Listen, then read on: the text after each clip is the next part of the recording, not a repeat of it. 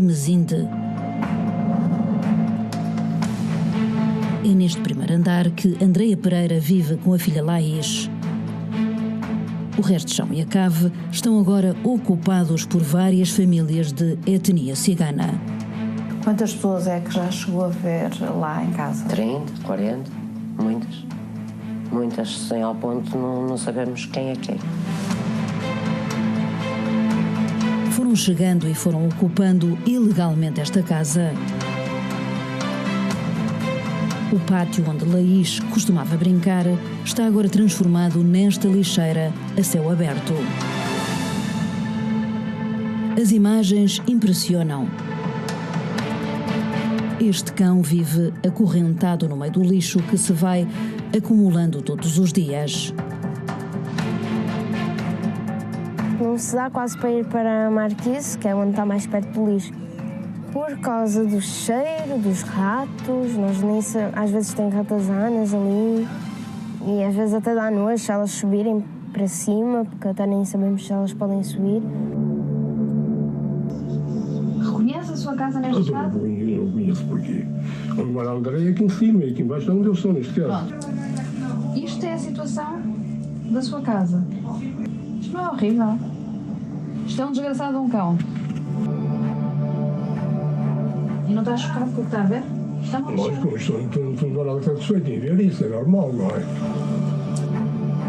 Há crianças a brincarem no meio do lixo. E os pais não quererem saber e também ninguém fazer nada. Porquê que o senhor não fez ainda a caixa? Eu não fiz que eu não tenho vagar nem saúde para me deslocar para lá. Mas o senhor não os quer lá. Claro que ninguém quer aquela gente lá, naquele género, lá nenhum, não é? Aos poucos foram tomando de assalto a vida de uma mãe e filha que há muito se limitam a sobreviver. Como veem, não temos água. Está ligado, desligo, está ligado, não temos água potável por uma dívida que não é nossa. Aqui acho que ainda tem alguma água na canalização, parada desde 13 de novembro. Há 7 meses que vivem sem água potável em casa. Em setembro, no dia da apresentação da escola da Lei, da menina, eu recebo 3 cartas de uma vez só, 5.000, 3.000, 4.000, contas astronómicas. Eu entro em pânico, achei que estava a haver mal e dirigi-me à junta de freguesia para pedir socorro. Passado uma semana, reunião com o senhor tesoureiro da junta de freguesia, o qual me explicou que os 1.100 metros cúbicos, que era quase como se eu tivesse ali uma piscina, quantas torneiras é que eu tinha? Eu disse, é impossível, eu tenho 4, 5 torneiras no máximo, eu não consumi tanta água.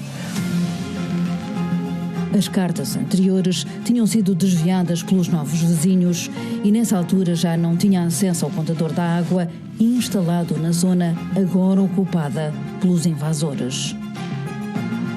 Pedi a vistoria, paguei os 70 e tal euros e a PSP confirmou e o fiscal também que havia uma ligação direta posterior ao meu contador. Eu tinha uma bomba nas minhas mãos e tinha um prazo muito curto para resolver. O relatório da Biwater, a empresa que representa as águas de Valongo, confirmava as piores suspeitas. Através do contador da água, tinham sido feitos 3 desvios ilegais, competindo ao proprietário do imóvel realizar uma obra que repusesse a legalidade.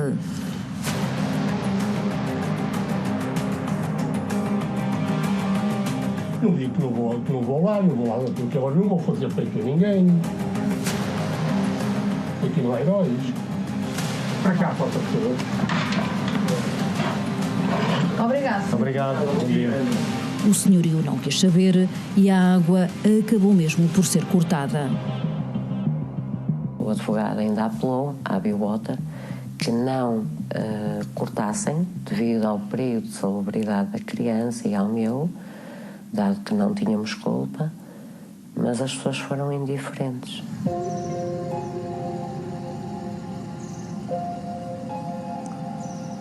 Estamos numa situação destas e, se parar para pensar, ninguém foi punido.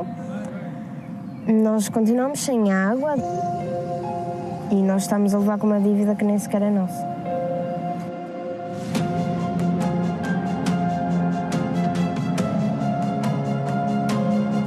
Eu cheguei a um ponto, eu já não sei quanto é que eu devo. Eu já se fez contas a 20 mil, depois eram 8 mil, depois já eram 15 mil e agora a última fatura que já do Tribunal da Injunção do Porto são 5 mil e tal euros. Ou seja, eu já não sei a quantas andam, em que é que ficamos.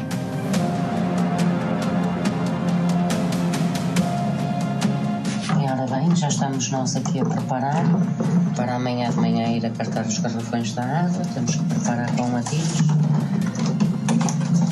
para termos a boleia para amanhã ir buscar a água.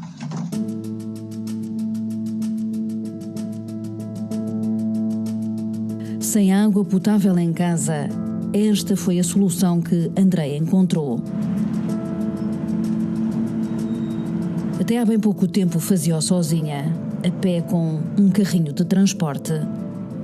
Passava os dias a carregar garrafões. Hoje conta com a ajuda de 2 vizinhos que, depois de conhecerem a sua história, quiseram ajudar. A revolta de toda a gente, então a ver numa situação destas, não é? Com aquela lixeira e tudo, inclusive for meter o contador da água lá no fundo, e eles, para ninguém lá ir ver, eles criam estas situações, que é para ninguém entrar lá para ver. Não são eles que acartam os 39 garrafões de água e sobem 17 escadas com 4 garrafões de cada vez?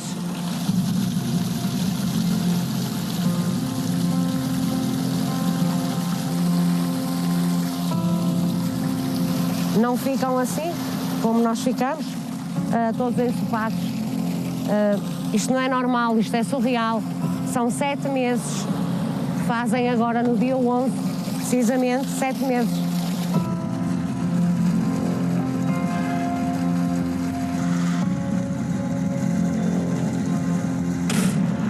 O regresso a casa é feito sob tensão.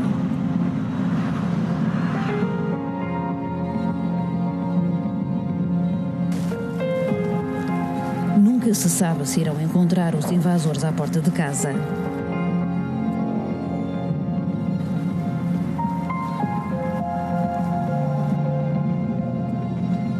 Um vizinho faz sinal a Andreia e avisa que numa das janelas há alguém a vigiar. Somos avisados para termos cuidado.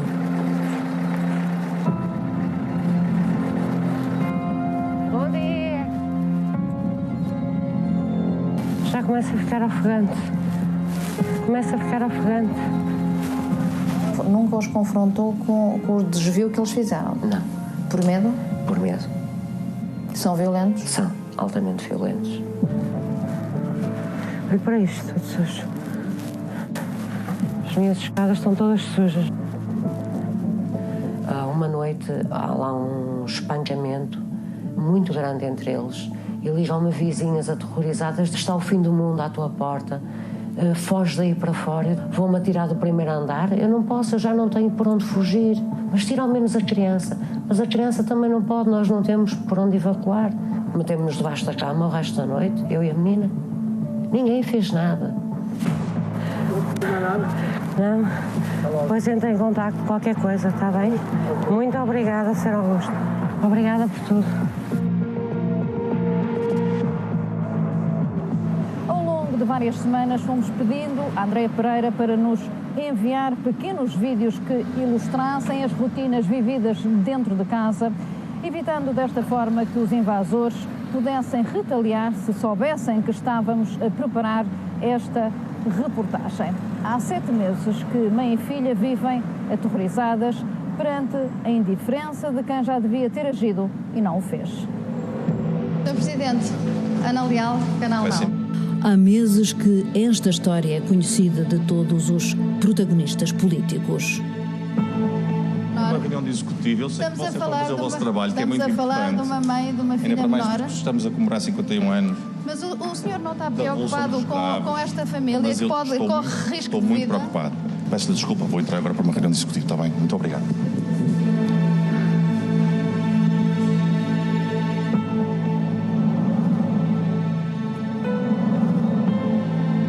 Ontem, por esta hora, houve um grave incidente de segurança, um assalto à mão armada e um esfaqueamento ocorrido à porta da escola. Neste caso, o INEM esteve presente, mas as autoridades não foram chamadas devido ao receio de represálias e vingança. Tal cenário encaminha-se quase para uma situação próxima de terrorismo local. Tenho necessariamente que afirmar, desculpem a expressão, mas até que a voz mudou, irmos ainda a uma cidade segura. Estava uma rua toda aos gritos, toda em pânico. Toda a gente viu, toda a gente assistiu. A senhora fugiu para a estação de comboios, a esvaiar sem sangue. Foi horrível, eu estava com uma criança. Esse homem é uma das pessoas que vive lá ilegalmente por baixo de si. Exatamente. Jaime Azevedo foi a voz da denúncia em várias instâncias, depois dele próprio ter ficado chocado quando soube a história de Andreia Laís. A Assembleia mais recente foi agora no final de março. São muitos meses para estar à espera. A senhora já estava sem água em casa mais tempo do que isso. Já era do conhecimento destas entidades que isso era uma realidade e nada era feito. Já que estão todos aqui reunidos, como é que permitem que uma mãe e uma filha menor estejam há 7 meses sem água potável em casa e a serem ameaçadas de morte também já há esse tempo todo? Se quiser, no fim da reunião, podemos falar. Muito bem, fica à espera. Seguiu-se o Presidente da República, mas de nada serviu. Mas bati no muro, exatamente. Senti que não estava a ser feito nada de concreto. Ou se está, e foi isso que eu apelei ao Sr. Presidente da República, na pessoa da Casa Civil, neste caso, foi que me dissessem em que ponto está a situação. Que resposta é que teve? Que a Câmara Municipal iria ser contactada e que iria ter uma resposta. Mas até ao momento não tive uma resposta. Sr. Vice-Presidente. Olá, Ana Leal, como está? Sei que a Câmara já está a atuar. Não está a atuar. Esta mãe vive há 7 meses sem água, com uma menor, volto a repetir, e com ameaças constantes, ameaças de morte por parte destas famílias de etnia cigana que Mas se há vivem ameaças, por então baixo. tem que se chamar a polícia, não é? A polícia existe por isso mesmo, certo? Para proteger as pessoas, os cidadãos, e portanto, certamente a polícia está a atuar.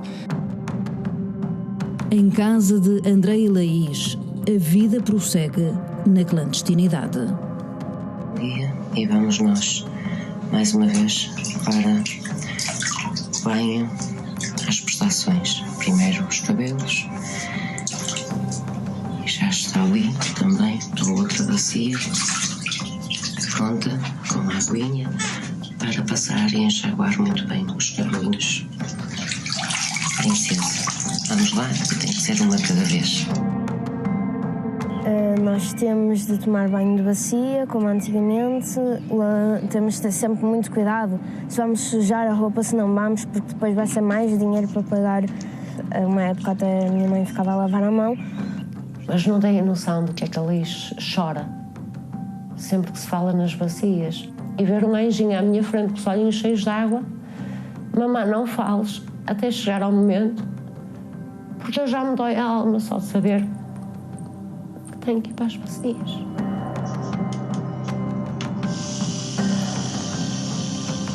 E já tenho a roupa pronta para amanhã levar para as máquinas. Até já. Esta é outra das rotinas que passou a fazer parte da vida de Andreia nos últimos 7 meses. Sempre que sai, os seus passos são seguidos pelos invasores. Privada de água em casa, é aqui que vem 2 vezes por semana.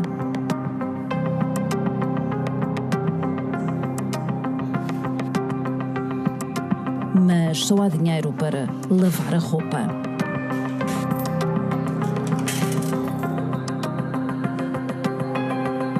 senhor deu até um exemplo. Porque é que não secou aqui a roupa na máquina? Disse, porque não, enquanto o arroz estiver a €1, os 2 euros que eu meto nesta máquina, ou 2,5 €, já dá para eu comprar 2 pacotes de arroz.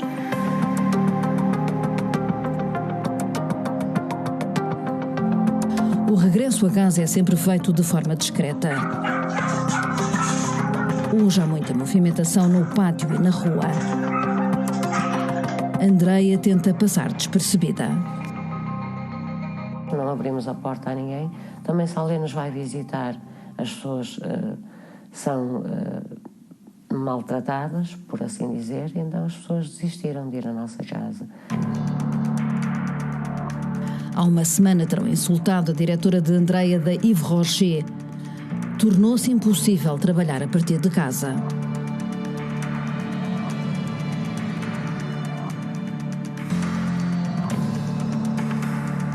Já estive sem trabalhar quase um ano. Regressei agora e estou a ver que eu vou ser despedida. A sua diretora foi insultada? Fomos as duas.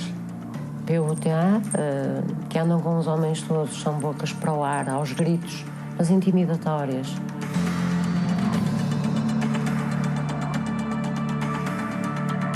E à força toda queriam a minha internet. E porque tem que dar, e porque tem que dar, e porque tem que dar. E eu disse, eu não dou. Parte das pernas.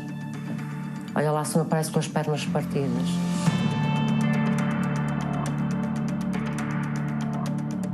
Tinha um monte de amigos que iam sempre para a minha casa e agora eu quase perdi quase todos os meus amigos, ninguém vem à minha casa por causa deles.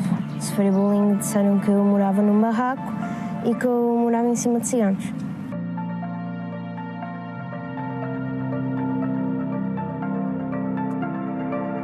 E é neste momento em que eu me sinto completamente frustrada como mãe, triste, e pergunto onde é que estão estas entidades todas a quem eu tanto pedi ajuda. E eu vou para onde? Para debaixo da ponte com uma criança? Doutora Manuela Duarte, boa tarde.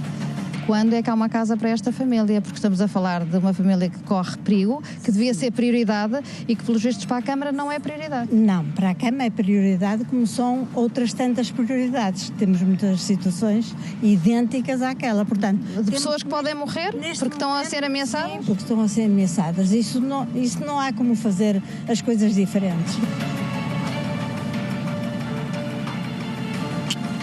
Porque não é na habitação deles, não são os filhos deles. Está tudo bem. Nem o facto de haver uma menor torna esta situação prioridade? Não torna, não nos é fácil, por essa razão, ter uma casa para lhe dar. Não é por essa razão que vamos ter uma casa para lhe dar. Mas há ali uma criança que deixou de ter vida. Há aqui uma mãe que deixou de ter vida. A Leis não dorme aqui, dorme comigo. Mas há o quartinho dela, o escritório dela, era o movimento dela e o espaço onde poderia brincar. Está tudo encaixotado, como se pode ver. Eu ando a encaixotar, quer aqui, quer na marquise.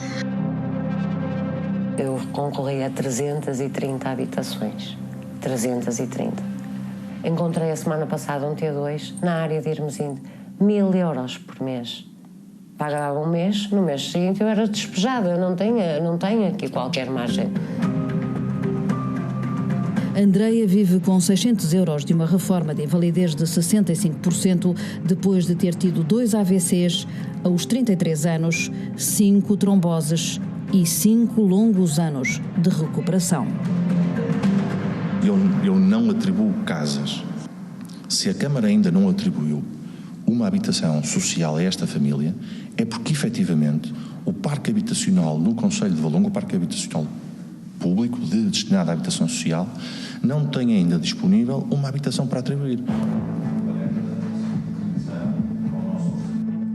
Eu não vou colocar fora de portas uma família, um agregado familiar que está numa habitação social, dizer-lhe assim, olha, agora vais para o olho da rua porque vem para aqui este agregado familiar. Há luz nesta janela, estás a ver? Através desta janela consegue-se adivinhar como vivem os invasores. Está tudo transformado numa lixeira. Sem rodeios, reclamam também uma casa da Câmara e a autarquia já confirmou que estão em lista de espera. Tanto nos arranjar uma casinha, tem que fazer alguma coisinha. Olha, não temos água, não temos luz, o quarto bem não tem condições nenhuma. Como se pode ver, há luz dentro de casa, mas não foi isso que disseram nesta conversa a que tivemos acesso e que teve como intervenientes os ocupantes ilegais e uma das entidades públicas envolvidas no caso. Os presidentes dão casa aos de fora, os que vêm de fora, e tiram os portugueses. Que nós somos ciganos, mas somos portugueses, nascemos cá. Os portugueses é que descobriram lá o Brasil. Eles vieram para cá, estão agora a encher as casas todas e estão a doar as casas a eles, sem jeito nenhum. Vocês têm pena das crianças. Mas o André, ao final, tem razão. O presidente traz tudo para cá. Você disse que nos quer meter numa ilha, filha da... Questionada se estas famílias de etnia cigana beneficiam de rendimento social de inserção, é assim que a autarquia responde.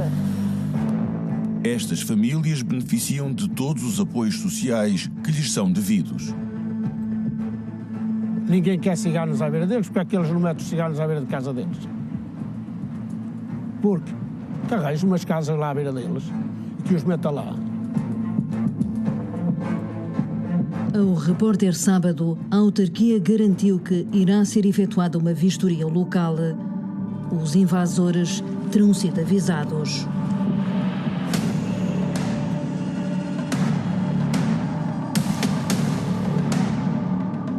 Tem sido assim dia e noite.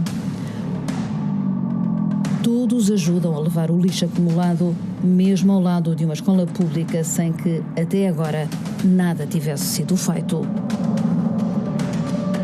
Está num terreno privado, como bem sabe. Eu sei que já teve a oportunidade de se deslocar àquele espaço e verificar com os seus próprios olhos que é um terreno privado. Mas é ao pé de uma escola e a Junta não fez absolutamente nada. Não é verdade. Não é verdade. A lixeira está lá, não é mesmo? É verdade, e não é competência, não está na nossa esfera de competências materiais poder chegar ali, invadir o terreno do proprietário ou mesmo notificá-lo. Na casa, as crianças que passavam os dias a brincar na lixeira apercebem-se das mudanças dos últimos dias. O que não era urgente passou a ser. Acho que é essa falta de urgência que me choca mais. Porque se eu estivesse nessa situação, eu não sei o que teria feito até hoje para conseguir ter água na minha própria habitação. A nossa humilde caminha, também antigo, mas é um espaço onde podemos descansar. Hoje foi uma noite difícil. Quantos ciganos é que estão aí? Famílias inteiras, eles são todos. 10, 12, não sei precisar. Ouço coisas na minha janela, eles a mandarem objetos, não sei que tipo de objetos, à janela.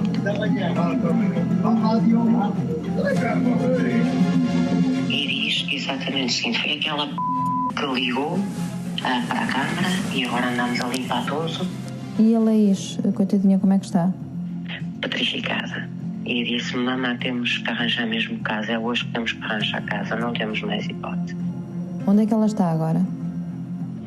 Está no quarto, ela enfiou-se outra vez no quarto. Eu já estou na cama. Então tenta dormir, está bem, querida? Vou tentar.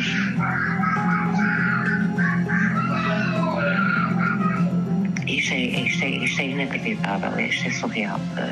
Os quadros de imagino não têm agentes, não têm carros. Se houver alguma emergência também não têm como ajudar. Isto tem que acabar, isto tem que haver um fim.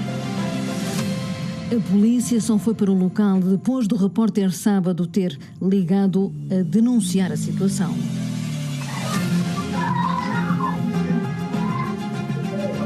Está fechada em casa com tudo fechado? Sim, estou fechada, está tudo fechado.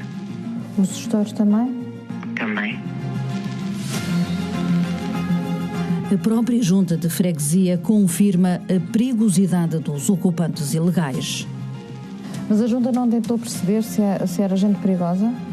Nós falamos com a polícia, não podem partilhar muito, portanto, é dar a entender que sim, mas não há uma confirmação, porque isso não pode haver, não é? Pronto. Informalmente disseram que era gente perigosa? Sim. Doutora Helena? Doutora Helena, posso falar consigo? A senhora sabe da perigosidade destas pessoas? A senhora sabe da perigosidade destas pessoas? Como é que permite que nada seja feito? Porque a senhora sabe da perigosidade destas pessoas.